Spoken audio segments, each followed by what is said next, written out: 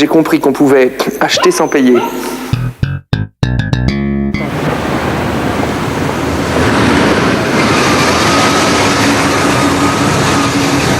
Bonjour, à qui appartient cette voiture? Pascal Jandet.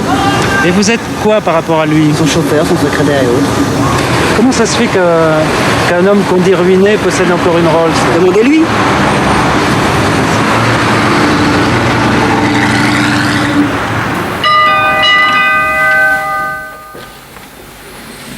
Bonjour. Bonjour. Vous vous appelez comment? Virginie. Ça fait longtemps que vous êtes au service de Monsieur Jandet? Ça fait 2 ans et demi. C'est comment d'être au service de Pascal Jandet? C'est un patron qui n'est pas souvent là, qui est très gentil. On dit qu'il a 30 ans. On dit qu'il est beau. On dit qu'il est ruiné. Et là, c'était quoi? C'était le siège du groupe Jandet. Ça a été repris par une autre société, tout simplement. On peut entrer là? Absolument pas. Et qu'est-ce qui s'est passé alors? Je peux pas vous l'expliquer.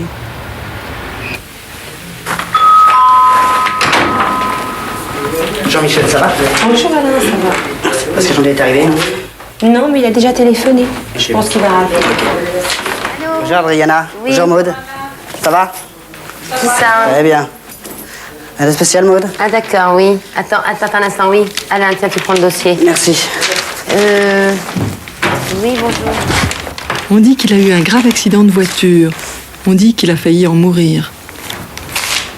On le cherche à Paris. On dit qu'il est ailleurs. Alors ce bureau, C'est le bureau de Pascal Jandet. c'est le bureau du chef alors? Absolument. Il vient souvent dans ce bureau? Oui, c'est fréquemment. Et alors, comment vont les affaires en ce moment là? On vit, ça va. On vit ou on survit? On survit surtout pour l'instant. Les affaires vont très bien. Les affaires vont très bien. De toute façon, c'est à Monsieur Jandet qu'il faut demander cela. Moi, je ne suis que sa secrétaire. Vous n'avez pas le droit de parler alors? C'est pas que je n'ai pas le droit de parler, mais c'est pas à moi à parler, c'est tout. Oui, il a eu des problèmes, oui, mais enfin bon. L'important, c'est qu'il s'en sorte. Et il s'en sortira. De coups de téléphone en rendez-vous manqué, Pascal Jandet ne nous a laissé que son image. Ultime message. Je vous attends demain à Ibiza. Départ au petit jour avec une caméra d'amateur.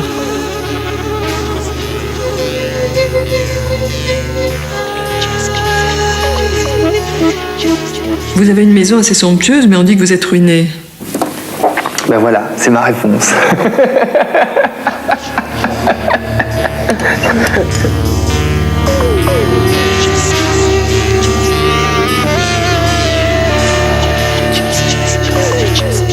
L'endroit où vous habitiez quand vous êtes né ne ressemble pas à celui-ci. Non. Non, pas du tout. Le contraste est assez saisissant. Oh non, j'habitais à Mont-Soleil-Mines, une merveilleuse cité balnéaire. C'était une cité ouvrière? C'était des maisons ouvrières, oui. Et vos parents? Je pense qu'ils sont profondément contents, mais qui ne sont pas très démonstratifs. Donc ils vivent bien une situation qu'ils arrivent à comprendre tout en se disant qu'elle n'est peut-être pas éternelle. On dit que sa réussite est ostentatoire. Est-ce que ça a été important pour vous de réussir? C'est les règles du jeu. Moi, j'ai pas voulu ces règles du jeu-là. Quand on est dans un système où on vous apprend que pour être quelqu'un qui réussit, entre guillemets, dans la vie sociale, il fallait avoir beaucoup d'argent. On aurait pu inventer autre chose. Il se trouve que le nôtre, il est complètement capitaliste, et capitalisme, ça veut dire accumulation de biens et d'argent. Alors, quand j'étais petit, j'ai réfléchi, je me suis dit, comme je pensais que ma tête fonctionnait à peu près normalement, voire parfois un peu plus vite que celle de mes voisins, je me suis dit, très vite, je pourrais être doué dans ce domaine-là, puisque c'était la règle du jeu. Mais sans jamais me faire prendre à ce jeu, puisque ce n'est qu'un jeu, que je trouve d'ailleurs parfois un peu sadique.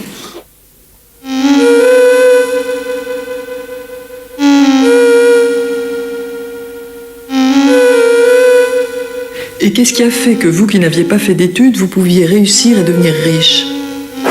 Parce que je pense que les règles du jeu sont très simples. Tout est une question d'unité de mesure. Si vous achetez un crayon, 10 centimes, et que vous savez que vous pouvez le vendre 15, je pense que tous les enfants peuvent acheter un crayon. Puis un jour, c'est l'idée d'acheter 10 crayons ou 100 crayons. Puis un jour, vous achetez un immeuble. Alors, la différence, c'est que moi, j'ai commencé par l'immeuble. Pourquoi des immeubles? Parce que j'ai fait une analyse, d'ailleurs qui est confortée par toutes les puissances capitalistes du monde. Les plus grandes fortunes de la planète sont en pierre. Alors j'ai appliqué des méthodes financières totalement d'avant-garde à un marché qui, lui, était un marché très primaire, un tas de pierres. C'était quoi ces méthodes d'avant-garde? Ces méthodes d'avant-garde, c'est que j'ai compris qu'on pouvait acheter sans payer. Parce que j'avais pas d'argent, donc j'avais pas le choix. Et donc, à partir du moment où j'ai compris que l'on pouvait acquérir, en tout cas promettre d'acquérir, et ensuite revendre, ce qui est une promesse d'acquérir, puisqu'aucun banquier ne voulait me faire confiance. Et donc, il a fallu passer par cette étape-là, et à partir du moment où j'avais pu revendre certains droits, j'avais un peu d'argent, ce qui correspond à beaucoup d'argent, en très peu de temps. Ce qui correspond au loto, par exemple. Il faut toujours remettre les choses à l'échelle d'une société. Il y a des millions de gens qui pensent que le loto peut leur permettre de devenir riches. Et ben moi, à 21, 22 ans, j'ai gagné au loto par un système que j'ai inventé qui était répétitif. Ayant compris comment on pouvait parvenir à cela, je l'ai compris pour toute ma vie.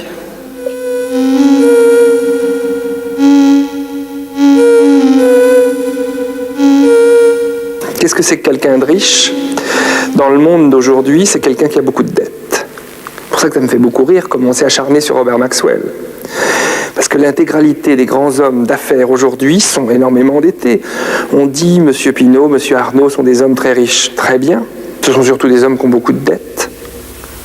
Et vous en avez beaucoup? Oui. Beaucoup moins qu'eux. Ils sont beaucoup plus riches que moi. Mais est-ce que vous ne risquez pas un jour d'aller en prison avec toutes ces dettes? Ah non, pourquoi? La dette n'est pas illégale en France. On est obligé de payer à un certain moment. Pas dans le système actuel. Moi, j'ai eu la chance à 27 ans de gagner beaucoup d'argent et qu'on me donne, on va symboliser ça, dirons-nous, par un chèque de 320 millions de francs. C'est beaucoup d'argent, je ne suis pas sûr qu'on soit beaucoup dans ce cas-là sur la planète entière, à 27 ans, à ce qu'on vous remette autant d'argent. 32 milliards de centimes. Et comment sont-ils arrivés? Parce que la Générale des Eaux m'a acheté ma chaîne d'hôtels que j'avais à Paris, m'a acheté le Grès d'Albion à Cannes et m'a acheté la tour périphérique. Je crois qu'à un moment donné, il fallait dire, attention, on va regarder ce qui se passe. Je crois que c'est ce qu'il y a de plus sain dans la vie d'un homme comme d'une société. Et dans ma propre existence, je me suis dit, bon, maintenant, on va regarder un petit peu quels sont les éléments qui te permettent de continuer d'avancer, parce que sinon, vous vous retrouvez comme Howard Hughes ou comme certains hommes, bardés de garde du corps, en dehors de la réalité, et tellement loin de l'essentiel, sûrement. Et moi, j'ai pas voulu un beau jour me jeter du 6e étage parce que j'aurais eu tout ce dont on pouvait rêver, mais tellement loin de la vie de tous les jours, seul. Parce que le pouvoir et l'argent, contrairement à ce qu'on dit, vous rend beaucoup plus seul qu'on n'imagine pas. On dit que l'immobilier est en crise. On dit que l'Empire Jandé a craqué. J'avais accumulé beaucoup de biens que j'ai vendus en 89. Pourquoi les avez-vous vendus? Parce que je savais que le marché allait s'effondrer. Et si j'avais pu, j'aurais vendu l'intégralité de mes actifs. Et aujourd'hui, je serais un homme très très tranquille. Il se trouve que j'ai pas pu vendre plus d'immeubles à cette époque-là.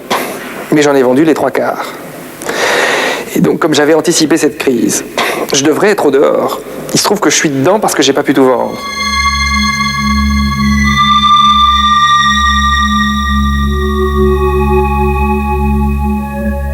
a écrit dans les journaux, Monsieur Jandet a 800 millions de dettes. D'abord, premièrement, j'ai jamais eu cette somme-là de dettes. Mais ça ne veut rien dire. Vous aviez combien de dettes? Moi, à peine 600 millions, qui vont être amenés à 400 dans les 2 mois qui viennent. Mais ça dépend quel est l'actif en face. Mon actif était estimé à 1 milliard au début 91. C'est-à-dire j'avais donc un bénéfice potentiel de 300 millions. Ça laisse de quoi réfléchir, ça laisse de quoi voir venir. Je ne me sens pas du tout ruiné. Et puis vous qui êtes là, vous pouvez constater que c'est une ruine dorée.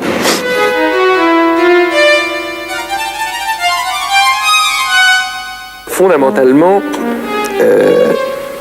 je ne suis pas marxiste, même si je considère que c'est la critique la plus brillante qui ait été faite du capitalisme. La plus brillante. Et qu'il est loin d'être impossible que le marxisme ait un avenir.